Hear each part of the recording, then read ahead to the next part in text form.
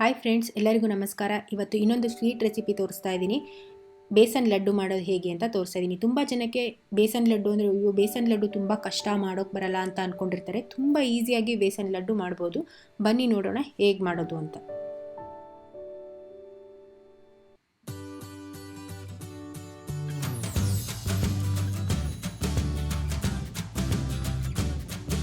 First ನಾನೊಂದು ಅಗಲವಾದ ಪಾತ್ರೆ ತಗೊಂಡಿದ್ದೀನಿ. ಅದಕ್ಕೆ ಒಂದು 3/4 ಕಪ್ ಆಗುವಷ್ಟು ತುಪ್ಪ ಹಾಕ್ತಾಯಿದ್ದೀನಿ.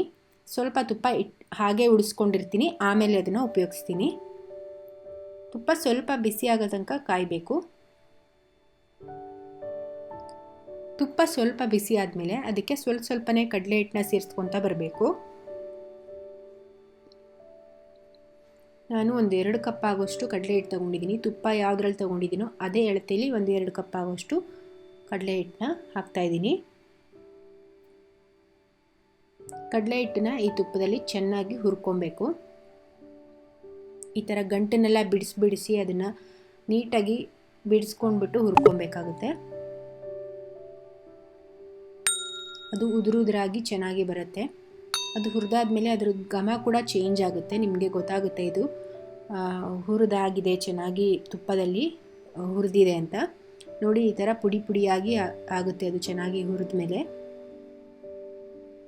ಕೈ ಬಿಡದೆ ನೀವು ಹುರ್ಕೊಬೇಕಾಗುತ್ತೆ, ಯಾಕಂದರೆ ಇದು ತಳ ಹಿಡಿಯೋ ಸಾಧ್ಯತೆ ಇರುತ್ತೆ. ಹಾಗಾಗಿ ನೀವು ಕೈ ಬಿಡದೆ ಅದನ್ನು ಚೆನ್ನಾಗಿ ಹುರ್ಕೊಳ್ಳಿ. ಲೋ ಫ್ಲೇಮಲ್ಲಿ ಹುರ್ಕೊಬೇಕು. ನೋಡಿ, ಇದು ಕೆಂಪಗೆ ಚೆನ್ನಾಗಿ ಹುರಿದಾಗಿದೆ. ಇವಾಗ ಘಮ ಕೂಡ ಬರ್ತಾ ಇದೆ. ಇವಾಗ ಇದಕ್ಕೆ ನಾವು ಸಕ್ಕರೆ ಪುಡಿನ ಸೇರಿಸ್ತಾ ಇದ್ದೀನಿ. ಸಕ್ಕರೆ ಪುಡಿ ಚೆನ್ನಾಗಿ ನುಣ್ಣಗೆ ಸಕ್ಕರೆ ಪುಡಿ ಮಾಡ್ಕೊಬೇಕು. ತರಿಯಾಗಿರಬಾರ್ದು ಸಕ್ಕರೆ ಪುಡಿ. ಸಕ್ಕರೆ ಪುಡಿ ಮಾಡ್ಕೊಬೇಕಿದ್ರೆ ನಾನು ಅದಕ್ಕೆ ಒಂದು 2 ಏಲಕ್ಕಿ ಕೂಡ ಹಾಕಿದ್ದೀನಿ. ಹಾಗಾಗಿ ನಾನು ಮತ್ತೆ ಸಪ್ರೇಟಾಗಿ ಏಲಕ್ಕಿ ಪೌಡ್ರನ್ನ ಹಾಕೋದಕ್ಕೆ ಹೋಗಲ್ಲ. ಸಕ್ಕರೆ ಪುಡಿ ಜೊತೆಗೆ ಏಲಕ್ಕಿನ ಕೂಡ ಪುಡಿ ಮಾಡ್ಕೊಂಡ್ಬಿಟ್ಟಿದ್ದೀನಿ. ಈ ಟೈಮಲ್ಲಿ ನೀವು ಗ್ಯಾಸ್ ಆಫ್ ಮಾಡಿಬಿಟ್ಟು ಚೆನ್ನಾಗಿ ಇದನ್ನು ಮಿಕ್ಸ್ ಮಾಡ್ಕೊಬೇಕು. ಆ ಸಕ್ಕರೆ ಮತ್ತು ಕಡಲೆ ಹಿಟ್ಟು ಪುಡಿ ಇದೆಯಲ್ಲ, ಅದು ಚೆನ್ನಾಗಿ ಮಿಕ್ಸ್ ಆಗಬೇಕು. ನಾನು ಆಗಲೇ ಸ್ವಲ್ಪ ಉಳಿಸ್ಕೊಂಡಾಗೆ ತುಪ್ಪನ ಅದನ್ನು ಇವಾಗ ಹಾಕ್ತಾಯಿದ್ದೀನಿ. ಒಂದು 2 ಚಮಚದಷ್ಟು ತುಪ್ಪ ಇದೆ, ಅದನ್ನು ಹಾಕಿದ್ದೀನಿ. ಇವಾಗ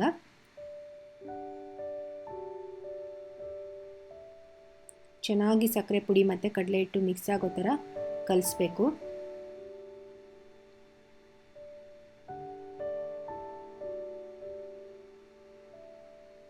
ಸಕ್ಕರೆ ಪುಡಿ ಆ ಬಿಸಿಗೆ ಸ್ವಲ್ಪ ನೀರು ಬಿಟ್ಕೊಂಡಂಗೆ ಆಗುತ್ತೆ. ಅದಕ್ಕೋಸ್ಕರ ಚೆನ್ನಾಗಿ ಮಿಕ್ಸ್ ಮಾಡ್ಕೊತಾ ಕಲಿಸ್ಕೊತಾ ಇರಬೇಕು.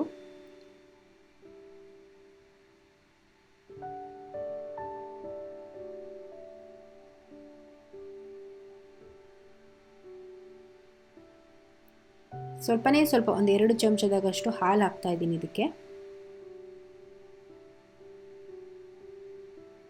ಹಾಲು ಹಾಕೋದ್ರಿಂದ ನಿಮಗೆ ತುಂಬ ಸಾಫ್ಟಾಗಿ ಚೆನ್ನಾಗಿ ಬರುತ್ತೆ ಬೇಸನ್ ಲಡ್ಡು.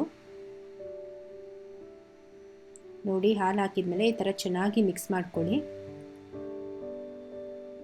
ನೋಡಿ, ಇವಾಗ ಇದು ಉಂಡೆ ಕಟ್ಟೋಕ್ಕೆ ಬರುತ್ತೆ, ಆ ಥರ ಹದದಲ್ಲಿ ಬಂದಿದೆ. ಇದು ಬಿಸಿ ಇರುವಾಗಲೇ ನೀವು ಇದನ್ನು ಉಂಡೆ ಕಟ್ಕೊಬೇಕಾಗುತ್ತೆ. ನೋಡಿ, ಇದನ್ನು ಈ ಥರ ಕೈಯಲ್ಲಿ ಚೆನ್ನಾಗಿ ಒಂದು ಸಲ ಮಿಕ್ಸ್ ಮಾಡ್ಕೊಂಡ್ಬಿಟ್ಟು ಅದನ್ನು ರೌಂಡಾಗಿ ಉಂಡೆ ಕಟ್ಟಿ. ನೀವು ಇದನ್ನು ಬಿಸಿ ಇರುವಾಗಲೇ ಉಂಡೆ ಕಟ್ಟಿದರೆ ಉಂಡೆ ಕಟ್ಟೋದಕ್ಕೆ ಬರುತ್ತೆ. ಇಲ್ಲಾಂದರೆ ಅದು ನೀವು ತಣ್ಣಗಾದ್ಮೇಲೆ ಕಟ್ತೀನಿ ಅಂದರೆ ಅದು ಉಂಡೆ ಕಟ್ಟೋದಕ್ಕೆ ಬರೋದಿಲ್ಲ. ಹಾಗಾಗಿ ಇದೊಂದು ನೆನ್ಪಿಟ್ಕೊಬೇಕು. ಹಾಗಂತ ತುಂಬ ಬಿಸಿ ಇದ್ದಾಗಲೂ ನಮಗೆ ಕಟ್ಟೋದಕ್ಕೆ ಆಗಲ್ಲ, ಕೈ ಸುಡುತ್ತೆ. ಹಾಗಾಗಿ ಸ್ವಲ್ಪ ನೀವು ಕೈಯಲ್ಲಿ ಮುಟ್ಬೋದು, ನಿಮ್ಗಾಗುತ್ತೆ ಅನ್ನೋ ಬಿಸಿ ಇರಬೇಕಾದ್ರೇ ನೀವು ಕಟ್ಟಿ ಮುಗಿಸ್ಕೊಬೇಕಾಗುತ್ತೆ ಇದನ್ನು. ನೋಡಿ, ಇದೆಲ್ಲ ಉಂಡೆ ಕಟ್ಟಿ ರೆಡಿ ಮಾಡಿದ್ದೀನಿ. ಹಾಗೆ ಅದ್ರ ಮೇಲೆ ಒಂದು ದ್ರಾಕ್ಷಿ ಕೂಡ ಇಟ್ಟಿದ್ದೀನಿ. ಇಷ್ಟೇ, ಇದು ಸಿಂಪಲ್ಲು, ತುಂಬ ಸಿಂಪಲ್ ಆಗಿರೋ ಬೇಸನ್ ಲಡ್ಡು.